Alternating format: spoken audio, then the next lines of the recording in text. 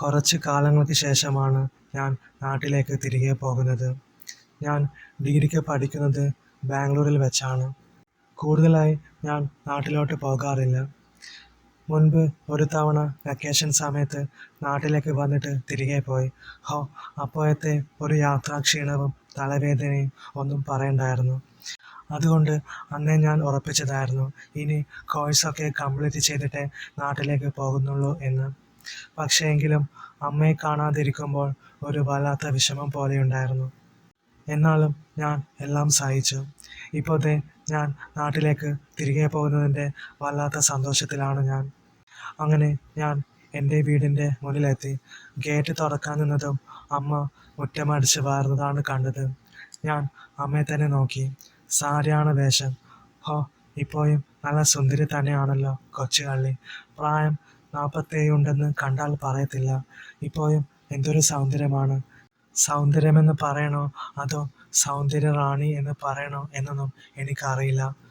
രാവിലെ കുളിച്ച് ഈറനോടെ വന്ന് എനിക്ക് കാപ്പി തരുന്നതും മുടി വിരിച്ചിട്ട് കൊണ്ട് വീട്ടിൽ ഓടിച്ചാടി നടക്കുന്നതും എല്ലാം ഞാൻ ഒരു നിമിഷം ഓർത്തുപോയി. വീട്ടിൽ അമ്മയും അനിയത്തിയും മാത്രമേ ഉള്ളൂ. ഞങ്ങൾക്ക് അച്ഛനും അമ്മയും എല്ലാം അമ്മ തന്നെയാണ്. അച്ഛൻ പണ്ട് കുഞ്ഞമ്മയുമായി പ്രണയത്തിലായി ഒളിച്ചോടി പോയതാണ്. പിന്നെ ഇതുവരെ കണ്ടിട്ടേയില്ല. ശേഷം അമ്മയാണ് ജോലിക്ക് പോയി കഷ്ടപ്പെട്ട് ഞങ്ങളെ വളർത്തിയത്. പിന്നെ പറയാൻ മറന്നു, അമ്മ 10ാം ക്ലാസ്സിൽ പഠിപ്പിക്കുന്ന ടീച്ചറാണ് കേട്ടോ. ഞാനങ്ങനെ ഗേറ്റിനടുത്ത് ഓരോന്ന് ചിന്തിച്ച് നിൽക്കുമ്പോഴാണ് പെട്ടെന്ന് ആ ശബ്ദം. ഡാ മോനെ സുനി. ആ വിളി കേട്ട് ഞാൻ ഞെട്ടി. നോക്കുമ്പോൾ അമ്മ എന്നെ കണ്ട് ഓടി വരികയാണ്. വന്നതും കെട്ടിപ്പിടിച്ചു. എൻ്റെ മോൻ വന്നല്ലോ പുന്നാരക്കുട്ടൻ. സുഖമാണോ സുനി? ഷോ അമ്മേ, എന്നെ സുനി എന്ന് വിളിക്കല്ലേട്ടോ. പെൺകുട്ടികളെ വിളിക്കുന്നത് പോലുണ്ട്.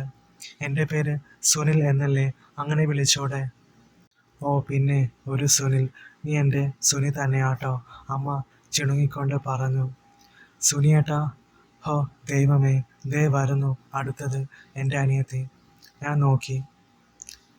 ശ്വേത എന്നാണ് എൻ്റെ അനിയത്തിയുടെ പേര്. അങ്ങനെ അവളും വന്ന് കെട്ടിപ്പിടിച്ചു. എന്താ ഏട്ടാ, കുറേ ആയല്ലോ കണ്ടിട്ട്.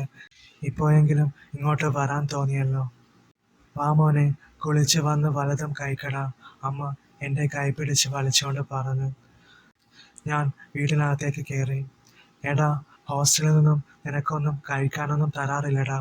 ആകെ ക്ഷീണിച്ച് ഉണക്കക്കമ്പ് പോലെ ആയല്ലോ.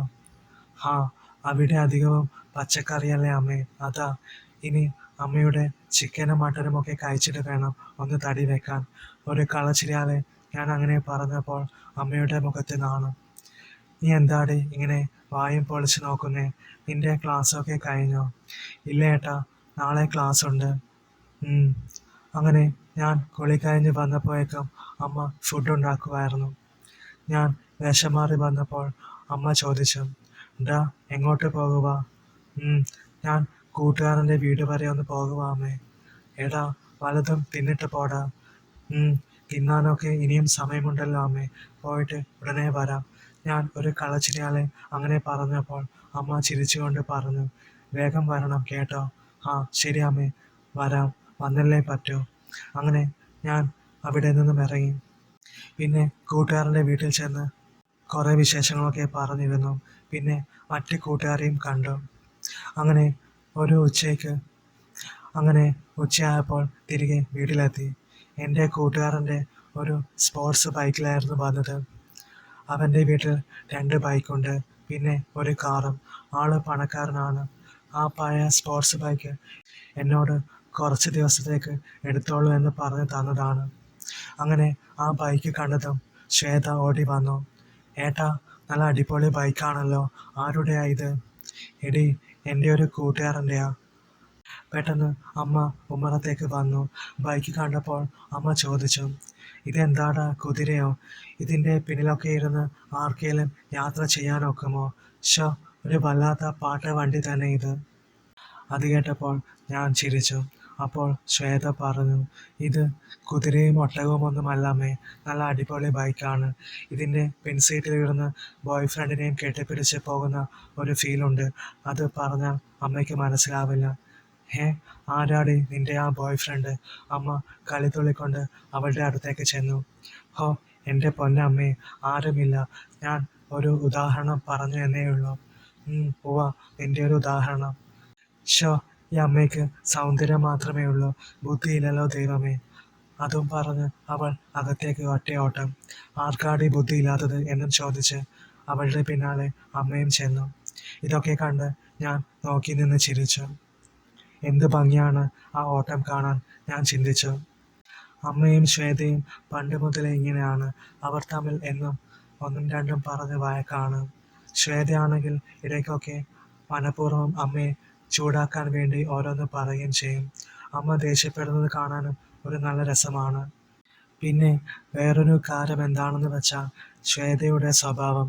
അവൾക്ക് എല്ലാം അറിയണം, എല്ലാ കാര്യങ്ങളും അനുഭവിച്ചറിയണം, രഹസ്യങ്ങൾ കേൾക്കണം, കാണണം എന്നിങ്ങനെയുള്ള ഒരു പ്രത്യേക പ്രകൃതക്കാരിയാണ് ശ്വേത. അതുകൊണ്ട് തന്നെ എൻ്റെ മൊബൈൽ ഫോണൊക്കെ എടുത്തു നോക്കുന്ന സ്വഭാവം അവൾക്കുണ്ടായിരുന്നു. ഞാനാണെങ്കിൽ പാസ്വേഡൊക്കെ പെട്ടെന്ന് മറന്നു പോകുന്നത് കൊണ്ട് അത് മാറ്റാറുമില്ല. അതുകൊണ്ട് ഇപ്പോഴും ഫോണിൻ്റെ പാസ്വേഡ് പഴയ പാസ്വേഡ് തന്നെയാണ്. പിന്നെ എനിക്ക് പണ്ടേ ചില ചുറ്റിക്കളികളൊക്കെ ഉണ്ടായിരുന്നു. അത് ശ്വേതയ്ക്കും അറിയാം. ബാംഗ്ലൂരിൽ പോയപ്പോൾ അവിടുന്ന് പരിചയപ്പെട്ട ഒരു ഹിന്ദിക്കാരി എനിക്കുണ്ടായിരുന്നു. അവൾ അയക്കുന്ന മെസ്സേജും മറ്റുമൊക്കെ ശ്വേത നോക്കാറുണ്ട്. ശേഷം ഞാനൊന്നും കണ്ടില്ലേ, ഞാനൊന്നും അറിഞ്ഞില്ലേ എന്ന ഭാവത്തിൽ അവൾ എൻ്റെ ഫോൺ എടുത്ത ഇടത്ത് തന്നെ വെച്ചിട്ട് മുങ്ങും. ഇതാണ് പതിവ്. അതുമാത്രമല്ല, പിന്നീട് സംസാരത്തിനിടയ്ക്ക് അവൾ ഇടയ്ക്കിടെ ഇതുമായി ബന്ധപ്പെട്ടുള്ള കാര്യങ്ങൾ പറഞ്ഞ് കളിയാക്കുകയും ചൂടൻ പറയുകയും ചെയ്യും. അപ്പോൾ എനിക്ക് സംശയം തോന്നി. അങ്ങനെ ഒരിക്കൽ അവളുടെ ഈ പ്രവൃത്തി ഞാൻ കൈയോടെ പൊക്കുകയും ചെയ്തു. ഇനി ഉണ്ടാവില്ല, അമ്മ അറിയരുത് എന്നൊക്കെ അവൾ പറഞ്ഞപ്പോൾ ഞാനത് വിട്ടു. ഇങ്ങനെയൊക്കെയാണ് ഞങ്ങളുടെ കാര്യമെങ്കിലും ജീവിതമെന്നാൽ പരസ്പരം സ്നേഹവും പിന്നെ സഹകരണവും വേണമെന്ന തത്വത്തിൽ വിശ്വസിക്കുന്നത് കൊണ്ട് ഞങ്ങൾ വളരെ ഹാപ്പിയാണ്. അങ്ങനെയിരിക്കെയാണ് ഒരിക്കൽ പെട്രോളിൻ്റെ വില വർധനവിനെ തുടർന്ന് സംസ്ഥാനത്തൊട്ടാകെ ബസ് സമരം തുടങ്ങിയത്. അപ്പോൾ ഹാളിൽ നിന്നും ശ്വേത അടുക്കളയിലുള്ള അമ്മയോട് വിളിച്ച് പറഞ്ഞു, അമ്മേ, ഇനി ബസ്സൊന്നുമില്ലെന്ന്. ആണോ മോളെ? ആ, അതെ അമ്മേ. ഷോ, അപ്പോൾ നാളെ ക്ലാസ് ഉണ്ടോ ആവോ? അങ്ങനെ അതും പറഞ്ഞ് അമ്മ ആരെയോ ഫോണിൽ വിളിച്ചു നോക്കി. അപ്പോൾ നാളെ സ്കൂളിൽ എത്തിച്ചേരണമെന്ന് പറഞ്ഞു. അത് കേട്ടപ്പോൾ ശ്വേത പറഞ്ഞു, അമ്മേ, ഒരു കാര്യം ചെയ്യും, ഇനി ഏട്ടൻ്റെ ഒപ്പം സ്കൂളിലേക്ക് പോയിക്കോ. അതെ അമ്മേ, എൻ്റെ കൂടെ വന്നോ, നാളെ ഞാൻ കൊണ്ടുവിടാം. അത് കേട്ടപ്പോൾ അമ്മ പറഞ്ഞു, അയ്യോ, എനിക്ക് പേടിയാ ഈ കുതിരപ്പുറത്ത് കയറാൻ. ഒന്നുമില്ല അമ്മേ, പേടിക്കാനൊന്നുമില്ല. ഈ അമ്മയുടെ ഒരു കാര്യം, എനിക്കാണ് അവസരം കിട്ടിയതെങ്കിൽ ഞാൻ പോയേനെ, ശ്വേത പറഞ്ഞു. അമ്മയ്ക്ക് ബൈക്കിൽ എൻ്റെ കൂടെ വരാൻ പേടിയാണ്. മുൻപൊരിക്കൽ എൻ്റെ കൂടെ ബൈക്കിൽ വന്നപ്പോൾ ഞാൻ സ്പീഡ് കൂട്ടി വണ്ടി വിട്ടതും അമ്മ പേടിച്ച് എന്നെ അള്ളിപ്പിടിച്ചിരുന്നതും ഞാൻ ഓർത്തു. അതിനുശേഷം അമ്മ എൻ്റെ കൂടെ ബൈക്കിൽ വന്നിട്ടേയില്ല. ഇടയ്ക്കിടെ ഇങ്ങനെ ബസ് സമരം വരികയാണല്ലോ. നാളെ എന്തായാലും സ്കൂളിൽ പോയേ പറ്റൂ. ബസ്സില്ലെങ്കിലും ടീച്ചർമാർ പോകണം അത്രേ, അമ്മ പിറുപിറുത്തു. ഞാൻ പറഞ്ഞു, സാരമില്ല അമ്മേ, അമ്മ ധൈര്യമായിട്ട് വാ, നാളെ ഞാൻ കൊണ്ടുവിടാം. അല്ല മോനെ, നിനക്ക് ബുദ്ധിമുട്ടാവില്ലേ? എന്ത് ബുദ്ധിമുട്ട്?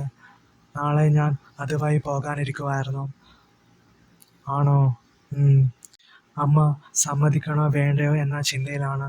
അതിനിടയിൽ ശ്വേത പറഞ്ഞു, ഏട്ടാ, നാളെ മുതൽ അമ്മയെ കൂട്ടിക്കൊണ്ട് പോകുന്നതും വരുന്നതും ഏട്ടൻ്റെ ഉത്തരവാദിത്തമാണ്, കേട്ടല്ലോ? അപ്പോൾ എല്ലാം പറഞ്ഞതുപോലെ. അമ്മേ, അപ്പോൾ ഓക്കെ. ഈ പെണ്ണിൻ്റെ ഒരു കാര്യം. അല്ല പിന്നെ, അമ്മ ചെല്ലുന്നേ. ഏട്ടാ, അപ്പോൾ എല്ലാം പറഞ്ഞ പോലെ. ശ്വേത ഈ കാര്യം പരിഹരിച്ചത് കണ്ടപ്പോൾ എനിക്ക് ചിരി വന്നു. അങ്ങനെ ജോലിയുടെ കാര്യമല്ലേ, പോകാതിരിക്കാൻ പറ്റില്ലല്ലോ എന്നോർത്ത് അമ്മ എൻ്റെ കൂടെ ബൈക്കിൽ വരാമെന്ന് സമ്മതിച്ചു. ശ്വേതയാണെങ്കിൽ എന്നും കോളേജിൽ നടന്നിട്ടാണ് പോകാറ്. വീട്ടിൽ നിന്നും അവളുടെ കോളേജിലേക്ക് അല്പം ദൂരമേയുള്ളൂ. പിന്നെ പിറ്റേന്ന് ലീവായത് കൊണ്ട് അവൾ ഹാപ്പിയാണ്. അങ്ങനെ അതൊക്കെ കഴിഞ്ഞ് അന്ന് വൈകിട്ട് ഞാൻ കൂട്ടുകാരനെ കാണാൻ പോയി. തിരികെ വരുമ്പോൾ അവൻ്റെ പുതിയ ബൈക്കുമായിട്ടാണ് വന്നത്. ചേട്ടാ, നീ കുതിരയെ മാറ്റിയോ? അമ്മ ഉമ്മറത്ത് നിന്ന് താടിക്ക് കൈ വെച്ചുകൊണ്ട് അങ്ങനെ ചോദിച്ചു. ഏട്ടാ, ഈ ബൈക്ക് മറ്റേ ബൈക്കിനേക്കാൾ അടിപൊളിയാ. ആണോടി? പിന്നെ അല്ലാതെ.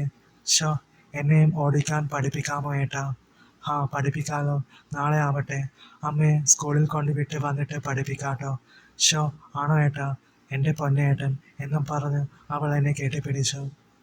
അപ്പോൾ അമ്മേ, നമ്മൾ നാളെ ഈ കുതിരയിലാട്ടോ സ്കൂളിൽ പോകുന്നേ?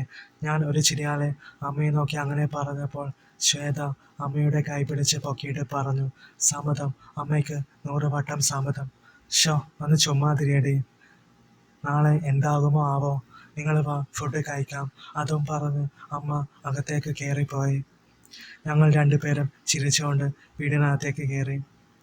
അങ്ങനെ പിന്നീട് ഞങ്ങൾ ഭക്ഷണമൊക്കെ കഴിച്ച് ഉറങ്ങാൻ കിടന്നു. അന്ന് ഞങ്ങൾ നേരത്തെ തന്നെ ഉറങ്ങാൻ കിടന്നായിരുന്നു. അങ്ങനെ കൂർക്കം വലിച്ചുറങ്ങുമ്പോഴാണ് പെട്ടെന്ന് എൻ്റെ ഉറക്കം ഞെട്ടി ഞാൻ എണീറ്റത്. ഷോ, എന്തൊരു കൊതുകാ ഇത്. നാളെ കൊതുക് തിരി വാങ്ങിക്കണം. ഞാൻ എണീറ്റ് ജനാലയിലേക്ക് നോക്കി. അത് തുറന്നു വെച്ചിരിക്കുവാണ്. അത് അടച്ചു കളയാം, കൂടുതൽ കൊതുക് കയറണ്ട എന്നും കരുതി ഞാൻ എണീറ്റ് ജനാല പതിയെ അടച്ചു.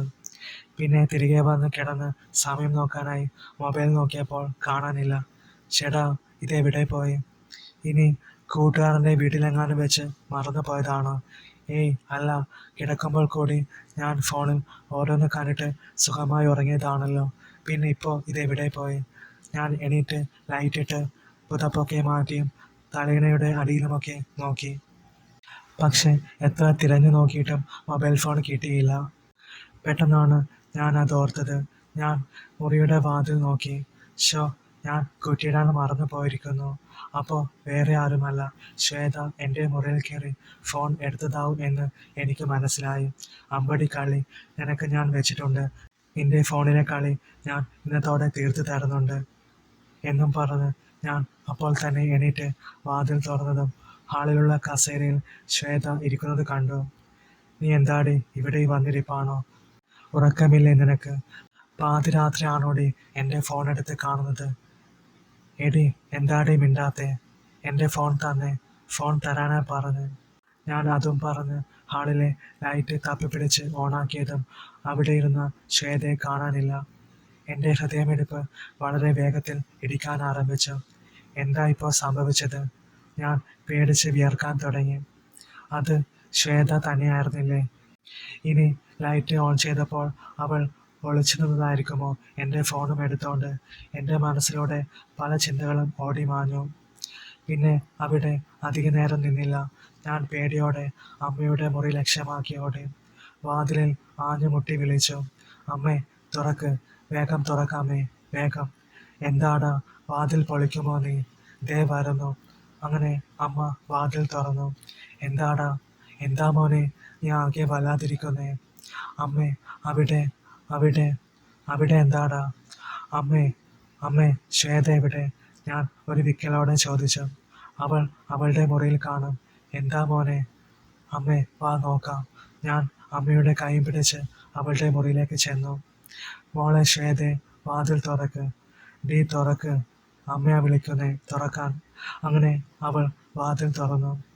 അവൾ കോട്ടുവായിട്ടോണ്ട് ചോദിച്ചു, എന്താ എന്താ ഈ രാത്രിയിൽ? ഉറക്കമില്ലേ നിങ്ങൾക്ക്? ഡി, നീ അല്ലേ നേരത്തെ ഹാളിലെ കസേരയിൽ ഇരുന്നത്? എൻ്റെ ചോദ്യം കേട്ട് അമ്മയും ശ്വേതയും ഇവൻ ഇതെന്താണ് പറയുന്നത് എന്ന ഭാവത്തിൽ എന്നെ നോക്കി. അവൾ പറഞ്ഞു, ഞാനോ? ഞാനൊന്നുമല്ല, ഞാൻ ഉറങ്ങുമായിരുന്നു ഏട്ടാ. അവൾ പറഞ്ഞത് കേട്ട് ഞാൻ ഞെട്ടി.